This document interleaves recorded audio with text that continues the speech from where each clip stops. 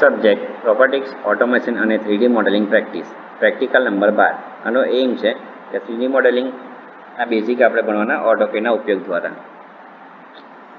3D મોડેલિંગનું introduction. 3D modelling એ એવી process છે કે જેમાં 3 ડાયમેન્શનલ ઓબ્જેક્ટ બનાવવામાં આવે છે કમ્પ્યુટરના સોફ્ટવેરનો ઉપયોગ કરીને, કે જેની અંદર વિઝ્યુઅલાઇઝેશન કરવામાં આવે છે ઓબ્જેક્ટના લેન્થ, વિડ્થ અને હાઇટમાં. અને એન્જિનિયરિંગમાં 3D મોડેલિંગ એ ખૂબ જ સારી રીતે ડિઝાઇન, એનાલિસિસ અને મેન્યુફેક્ચરિંગ કરવા માટે ઉપયોગી છે.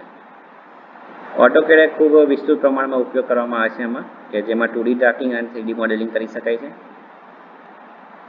3D મોડેલિંગના ફાયદાઓ. પહેલું, એમાં ખૂબ સારું વિઝ્યુઅલાઇઝેશન મળે છે, એમાં ડિઝાઇન ખૂબ એક્યુરેટલી કરવામાં આવે છે અને એનું મોડિફિકેશન ખૂબ જ સરળતાથી થઈ શકે છે.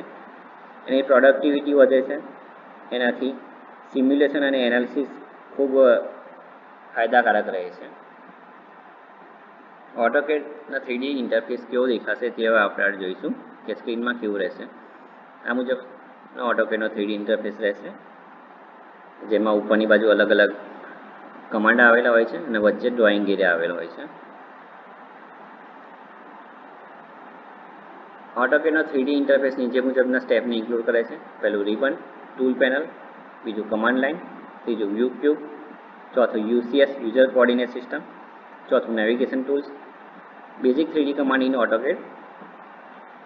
પહેલું એક્સટ્રુડ, એનો ઉપયોગ કરવામાં આવે છે 2D ને શેપને 3D ઓબ્જેક્ટમાં કન્વર્ટ કરવા માટે. બીજું રિવોલ્વ, કે જેના દ્વારા 3D ઓબ્જેક્ટ રોટેટ કરવામાં આવે છે 2D શેપમાં. સ્વીપ, કે move a shape along with પાથની સાથે શેપને મૂવ કરવા માટે ઉપયોગમાં લેવામાં આવે છે. લોફ્ટ. Thank you.